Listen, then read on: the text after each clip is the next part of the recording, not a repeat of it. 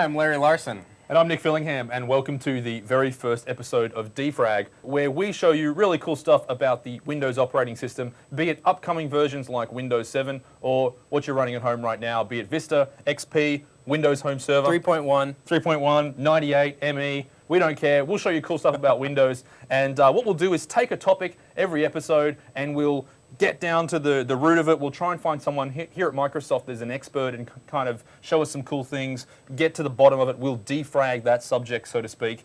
Larry, what are we talking about today? This week we're going to talk about Multitouch, Cool. which is a subject doesn't get a whole lot of coverage with Windows 7. Okay. But it's very interesting. So we're going to talk to Amish Patel from the Windows Touch Group. Fantastic. But first up, we want to talk about some of the new news. Some of the items in the news around Windows. Yeah, and the stack of stuff this week. We've got a little email that went out, and if you're a Windows 7 beta user, you might have got this. If you didn't, you definitely need to know about it. Starting next week, some of the original beta operating systems are going to reboot after 2 hours. Right. So this is just telling you that you need to uninstall your PDC version of Windows 7 and install the release candidate. Right, so this was always designed from the start. People that were installing and signing up for the beta, it was time limited. If you read the fine print, then it should be no surprise to you. Sure, so that time limit for the beta is coming up. For the beta. And what date actually is it in? That's June 1st. June 1st. So, yeah, and if you install the release candidate, it's good until June of 2010. Right, and of course RC is also free. You're going to go to, we'll put the link up on the website,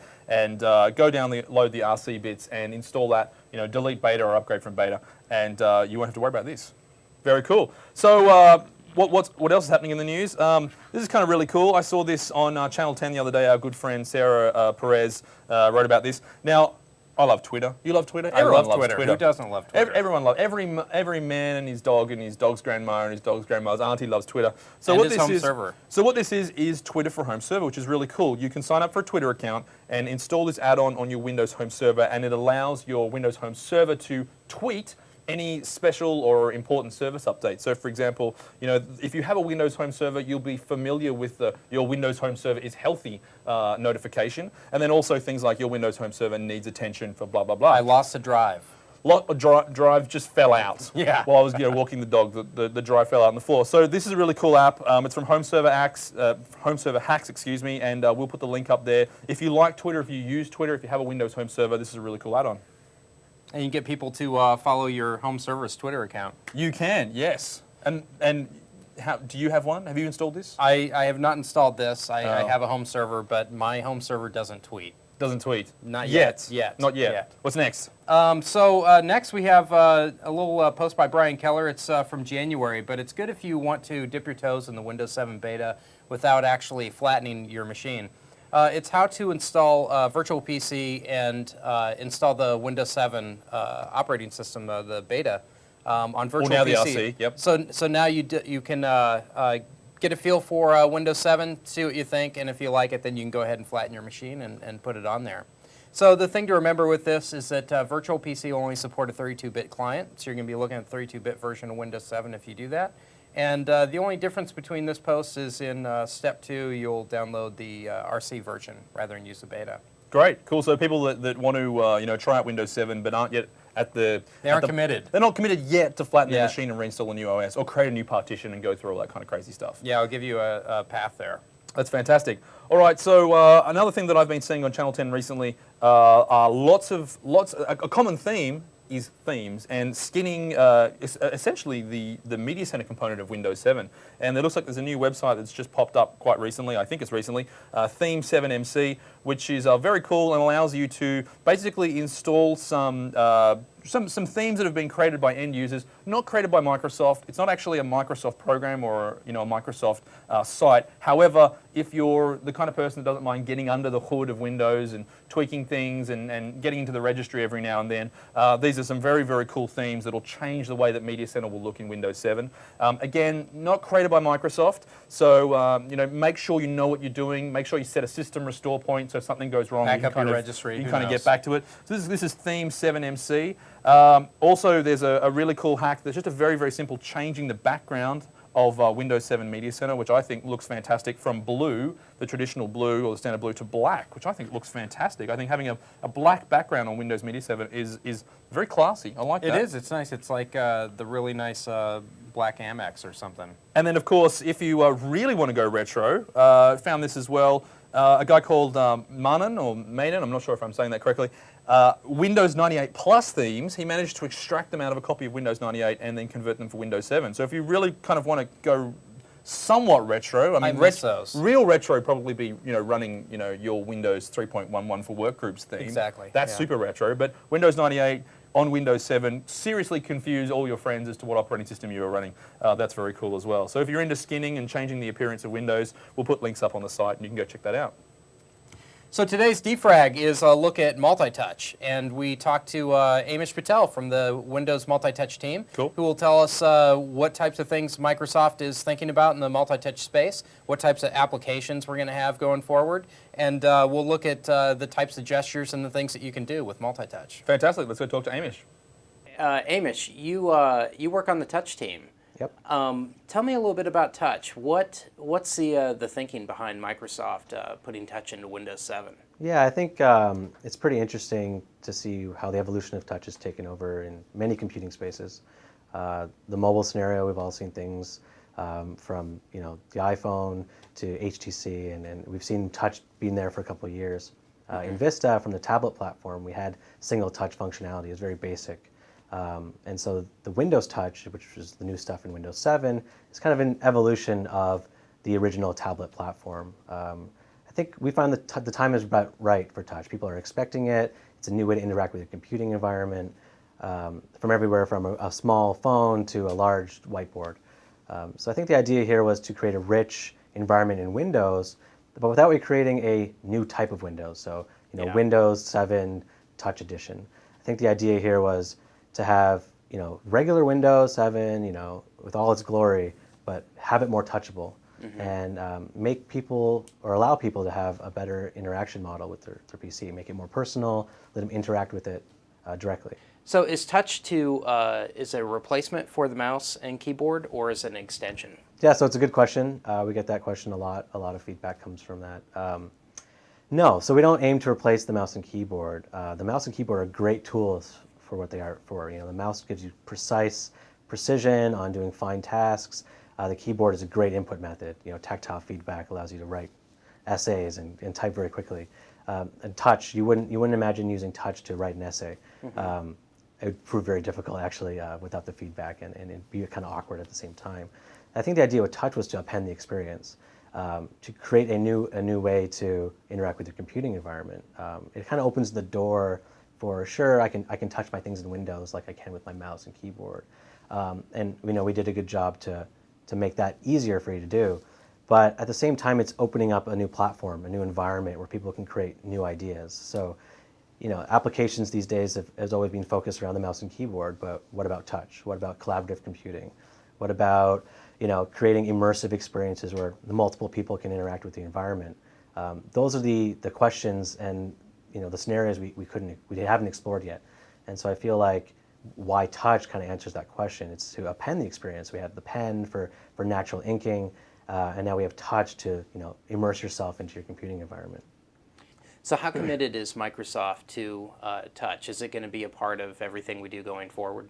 Yeah, I think you'll see that touch is very important to Microsoft as a whole. I think we see our software spanning multiple areas, from mobile to PC to collaboration walls to the Surface. And I think touch is just a natural way for us to interact with our computer. I think the Surface was a great example and is a great example of a great touch experience, a tabletop where people can gather around and compute and do interesting things in ways we couldn't have done before. And so I think it's very important.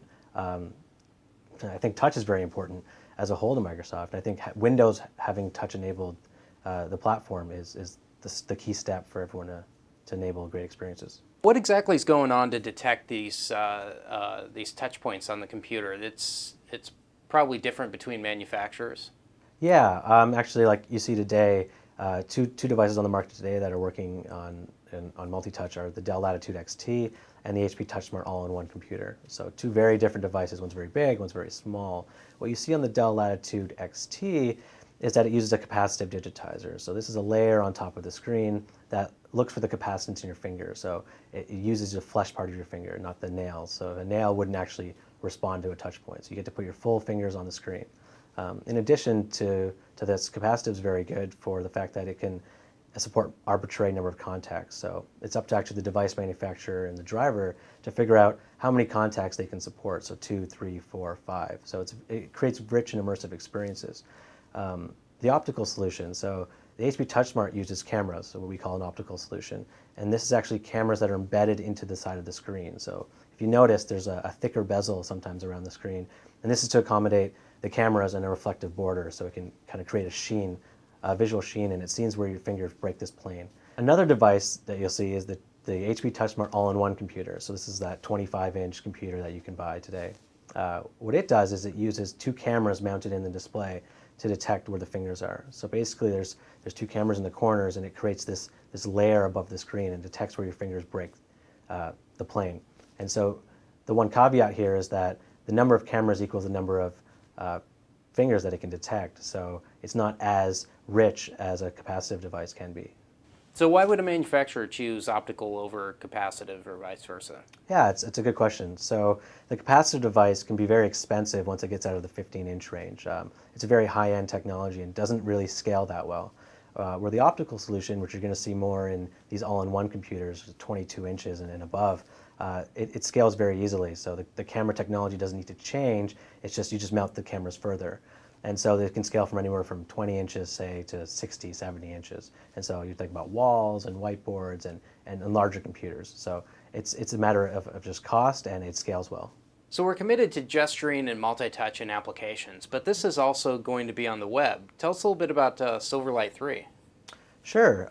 Yeah, so we announced at Mix 09 that Silverlight 3 is going to have some multi-touch support. So basically, in Silverlight 3, you'll be able to create rich applications like you would on the Windows platform. Basically, the gist of the story is it allows you to expose the multiple contacts on the screen. So all the raw information that's coming off the digitizer, that's basically saying, like there's 10 fingers down and they're moving, and all that rich data that you get off the screen is going to be exposed in Silverlight 3. So there's a very real chance that many of the websites that you go to will be multi-touch enabled, including some of the games that you can play on the web. Sure, yeah. I mean, you're going to have the affordance that if it's a single touch game or something that works with the mouse, it's still going to work with touch, right? So touch will always work no matter what. This kind of gives you the advantage of creating a more immersive app, so maybe a collaborative game or something that needs more than one contact in it. And so that will be exposed in the Silverlight 3 platform. So if I have a multi-touch system and I've installed Windows 7, what are all of the gestures that we have? How many of them are there? That's a good question. Yeah, so it's about 9, not any more than that. So, and the reasoning for that is, we did a lot of research, and we've done a lot of research in usability and in like cognitive science that say, the user can't really remember too many gestures easily. You don't want them to think about the gestures that they're performing. It has to be very intuitive and natural. And that's actually something we follow in the touch team as one of our mottos, is natural versus intuitive, and having things feel like it would feel in the real world, or at least map to something that makes sense, right? So just to quickly go over them, we have the basics. You can tap, you can double tap, you can right click. We have a thing called two-finger tap, where you take 2 fingers and you tap the screen at the same time. And it's just a single tap. Yeah.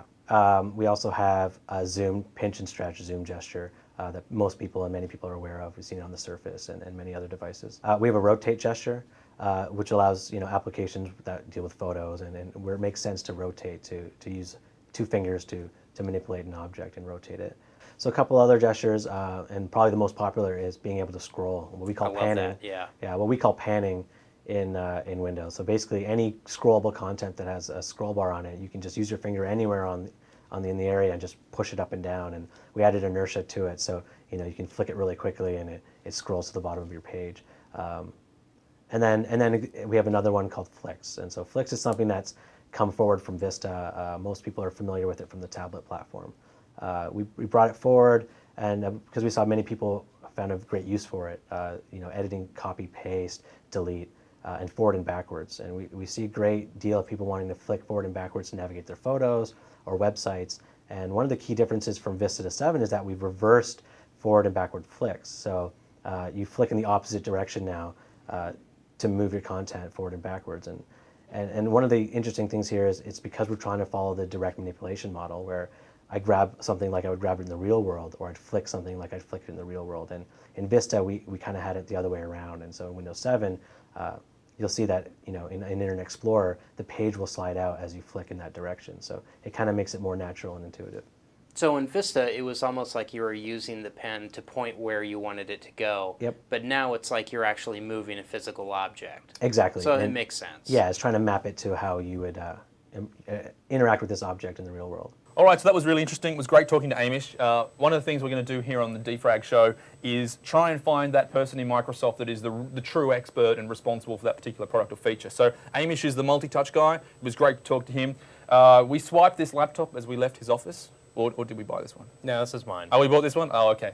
Now, we're going to use this to demonstrate some of the touch gestures. And the reason we're going to do that is we saw an article, or you saw an article, you forwarded it to me, on CNET a couple of weeks ago, where they laid a claim to say that there were 27 individual touch gestures. We were at least working on 27. We were gestures, working on yeah. 27. So we're going to defrag that. What's the actual number of touch gestures? The actual number is 9. It's 9. So there's 9 gestures. These are the gestures that Microsoft feels that people should get behind and learn to use. We have the list right here, so we can go through them now. Okay, great. So I'm going to be your barrel girl. I'm going to try and demonstrate here. Okay, so the first one we have is pretty self-explanatory: tap and double tap. Sure. So that's just taking the place of the mouse click. Cool. Click, double click on the mouse. Yeah. We cool. have panning with inertia, which you can do with 1 or 2 fingers. Okay. But you can just drag any part of the page up or down in Internet Explorer, and it'll scroll for you. And this works in any application that you would normally scroll in. Okay, and then we have this bounce feature too. Once we get to the end of a page, it tells us that by kind of bouncing it up and down. Is that right? Yeah, it lets you know you're at the top or the bottom of the page. There we go. Cool. And the next one we have is select or drag. So this will allow you to select text if you want to. We have press and tap. You press on a target and tap using a second finger. So this is what has replaced the right-click menu if you're a tablet PC user. Okay. You used to hold the pen on the screen and it would bring up a circle, which you can still do here. Like that? And it brings up a right menu, Okay. right-click menu. No gesture should really have an element of weighting applied to it. So the new gesture is to tap with the second finger. Right. So you hold one finger down on the screen, just tap anywhere with the second finger, and it brings up the right click. And this is how you would do copy and paste or open in a new tab. Although you can drag a link in Internet Explorer and it'll open in a new tab. But holding a finger down will still actually bring up it still does work, yeah. Right. And that's one of the gestures on here too. Okay, great. So the next one we have is zoom, and that's either a pinch or a stretch, which is Can I do that something. here? Yeah, you can do it in Internet Explorer. You can do it in Windows Live Photo Gallery. Okay, there we go. Okay, so there's the pinch and zoom. And if you want to get back to 100% without trying to stretch or pinch back to it, you can just do the next gesture, which is a 2-finger tap. And a 2-finger tap will just reset the zoom back to 100%. There we go. So the fingers need to be slightly apart for the 2-finger tap. Yeah. Okay. The next one we have is rotate, which just means planting one finger and rotating another finger around it. And this will rotate a photo. If you're in Windows Live Photo Gallery, it'll rotate a photo 90 degrees. So, it's not like We can actually, just rotate show that one here on the Surface, because that's basically finger, plant, and then kind of rotate like this. Yeah, we do that all the time on the Surface. Sure do. Sure do. So the next one is press and hold, which is the right-click menu that we talked about before. Yep. And the last is flicks, and these are the same types of pen flicks that you had in the tablet PC operating system, except now you can just do it with your finger. Right. And that's the 9 gestures. So one of the other things that the touch team is working on is, it's kind of cool you get a multi-touch computer, but then what can you do with it? So one of the things that Microsoft has done is created 6 applications that we're going to allow OEMs to put on their touch computers. And these applications just give you a feel for what you can do with touch and what it's like. And hopefully when you're in the store there, you can get to play with it a little bit. Cool. Now, just speaking of being in the store, Windows 7 obviously hasn't released yet. It's just RC, although it is publicly available. But what options do I have to go out and buy touch-enabled hardware, whether it's one of these laptops or whether it's just a monitor with touch. What's available right now? Well, there's a few machines available right now. There's the TouchSmart line from HP, and this is a TouchSmart notebook. This notebook, it goes on sale for like $650. Wow. Woot will have some refurbished ones for under $700. What do you get for $650? Like, what's the guts behind it? It's a dual-core machine. It's the lowest end of this product line. But for $650, I mean, that's like a souped-up netbook, and you're getting a multi-touch dual-core machine. So it's really not too bad. Well, there you go. I think that's a laptop hunter ad in the making. I think. Yeah. Can I get a laptop for under $1,000? Yes, you can. Can I get one with a multi-touch? Yes, you can. Yes, $650. you can. Yeah, That's pretty good. it's nice. All right. Now, what about if I've already invested in, say, a really beefy computer that I built in the last 3 months, like you me? just recently did. Yeah, This but monster rig. I want to add touch at a later date. Can I buy? Will they be making monitors that have touch built in? Yeah, so the upgrade path for that would be to just replace a monitor. Sure. And they'll have monitors that have an overlay on them or either use an optic system or some kind of capacitive system. So yeah, you just replace your monitor. The monitors will cost about 20% more than monitors do right now. Right. And yeah, it's just drag and drop, stick it on there, and you should be ready to go. And there's none available right now. We think towards the end of the year. Is that right? Towards the end of the year, you'll see all kinds of multi-touch hardware. Okay, great. All right, Larry, so you've got the touch pack installed here. I'm just going to rotate your TouchSmart laptop back into the landscape position, and maybe you want to show us some of the apps. Sure. Well, the first one, and this has got to be my favorite, is Virtual Earth. And Virtual Earth, it's just the same thing that you see online, except you can scale it with your fingers. You can touch, drag, rotate, turn it, and do all the things that you would normally do with a mouse, only much easier using multi-touch. Now, this would be an awesome experience on some kind of large screen or on a wall where kids could go up and use their hands to interact. That's true, but when you have this tablet right in front of you anyway, I like it like that. I mean, it's really nice. I used this over the weekend to find a bike path by my house. Right. And it's really nice. And there's a little button here that'll allow you to get kind of a side view here. And yeah, you can turn it around and just stretch and just naturally go all over the place. What's this house? Is this your house? That is my house. That's your house. That is my house. So if we really wanted to, we could freeze frame on the video right now and somehow come on extrapolate over, the we'll have a coordinates. party. Yeah? Yeah. Everyone's invited to Larry's for a barbecue. That's great. All right, cool. So what's the next app? So the next app is Lagoon. And we'll go ahead and start this one up. And The this Blue is, Lagoon. It's not the Blue Lagoon, okay. but it's a screensaver for the TouchSmart. So if you go into like a Best Buy or something and it's a touch notebook or a touch desktop, you'll probably see this running on there. Sure. This will let you know that you're looking at a touch machine, and you can just kind of drag over the water, and you'll see some fish coming out every once in a while, and you can hold your finger down, and the fish will come over by you. And If I do that, will the fish come? if we see some fish, I might. Oh, really? Here's There one. they There we go. go. And it come towards my finger. There we go. And then if I kind of do that, do they get Don't scared let and run him away? bite. Oh, Yeah, and he they go takes away. off. So this is, as you say, this will be when you walk into a retailer, you'll know immediately that the laptop or the computer you're looking at is touch enabled because it'll be running this. Probably. That's pretty cool. Yeah. So this is Photo Collage, and this is an application kind of like the application we use on the Surface here. It just lets you look through pictures, and you can drag pictures out of the gallery. It's down below. Drag them up onto the stage here and just rotate them with the rotate gesture, or you can stretch them, scale them, make them bigger. It looks like there's some kind of deep zoom effect built in here where as you kind of zoom in, it's slightly blurry and then it kind of comes into focus because it's pulling the data from somewhere. Yeah, if you zoom in really fast, then it'll take a second. It's kind of like a progressive JPEG. Right. There you go. Cool. So this next application is called Garden Pond, and this is a little game Microsoft has made where you try to get an origami boat from one side of a pond to another. You want to collect the little flowers and not bump into the candles. Oh, just like I did then. So, yeah, if you bump into the candles, your little paper boat will catch on fire. And then you got to splash it to put it out. So this is a two-player game? Two-player game, yeah, so I can try to get my boat over, get it away from the candle, and my boat is on fire. Oh, I'm on fire too. Oh no. So that's Garden Pond. Who won? 21 wins. Nice, congratulations. Thank you. So this is an application called Rebound, which is kind of a new take on air hockey. And you put two fingers down, and it creates a little bolt of lightning between your fingers, and you push the ball into the opponent's side of the table. And look at you go. Look at this. This is Nick versus Nick. Spy versus spy. Very nice. How about that? Am I winning? I'm beating myself. Well, you are winning in one way. You're also losing, though. All right. Is that all 6? No, that's 5. That's so 5. the What's last number one that 6? we have is Blackboard. This kind of reminds me of the little physics game that we had for the tablet PC, where you could draw out your own physics objects. But this is kind of a little puzzle game where you take objects from the bottom of the blackboard and you drag them out to the stage there, and you try to figure out how to get that balloon from one side to the other. Okay, I think I got it. Shall I start? Let's try Are it. you ready? Oh.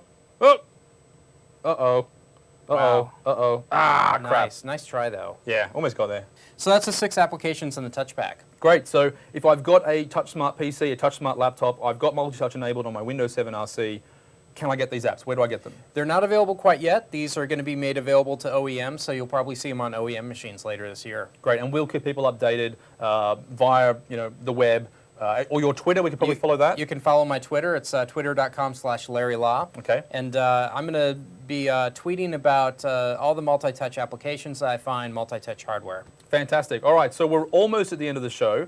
At the end of each episode of Defrag, we'd like to leave you with some nice little tips and tricks that we've learned recently that we think you might find useful. First episode, Larry, what are we doing for tips and tricks? Keyboard shortcuts. Keyboard shortcuts. Yeah. It's Now, one of my you don't use a favorites. mouse. I don't need a mouse. It just Actually, slows you down. You just kind of have one of those headset things. An where it's kind emotive of headset, thinking yeah. and it moves the icon. So keyboard shortcuts, what are you going to show us? What's a nice little, well, can I show you one? So Larry, I'm going to show you my favorite keyboard shortcut. It's a shortcut you showed me, so you get credit for this. It's Task Manager in 3 simple keys, right? So it's Shift, Control, Escape, bam, Task Yeah. Manager. How about that? How much time did I save you? Years. Yeah, that's the beauty of keyboard shortcuts. I think over the course of my lifetime, you've just saved me 15 years. I will recoup that. Hang on, what? I will recoup that. What does that from mean? you. Well, I'll probably make you do yard work. Oh dear. So one of my favorite keyboard shortcuts would be the Windows key with a number. So like Windows 1, Windows 2, Windows 3, that launches first, second, and third thing in your taskbar. Okay. So it's like a quick launcher. Another one that I really like is, let's say you have Outlook open and you have a whole bunch of emails and you want to get to one of them. You can hold Control and click on the Outlook icon in your taskbar, and it'll go through the different windows. in It'll that cycle, so every application. time you click, it cycles through the next one? Yeah, I'll go to the next email and then back to Outlook. Very cool. So another one that I like, it's not another one that's a keyboard shortcut, but just dragging a window over to the left or the right to dock it to half the screen. Docking's very So cool. I've got a ton of these that we'll link to in a post I wrote for Channel 10, and we'll link to that, and you can get faster as a user. You can Fantastic. become a Throw that power mouse user. away. Yeah, you don't need it. Touch your screen and use keyboard shortcuts. All right, so that brings us to the end of the very first episode of Defrag. Thanks for sticking around. If there were things you liked, obviously let us know. If there are things you didn't like, you'd like us to change, we'll hear those as well. We're also very interested to hear from you about topics that you would like us to defrag. First show, we thought multi-touch was a good one to start on. We've got some ideas for other areas around the Windows operating system that we would like to defrag. But if you have ideas, please contact us. We have an email address. It is defrag, D-E-F-R-A-G, @microsoft.com. You can follow Larry on his Twitter, which is Twitter.com/LarryLaw. L-A-R-R-Y-L-A. LA, yes. And I am Nic Fill, Nicfill, so twitter.com/NicFill. Find us there, and of course, comments in the post where you're looking at the video right now, wherever that may be. We will try and get all of your communications, and we'll see you next time on Defrag. See you next time. Thank you.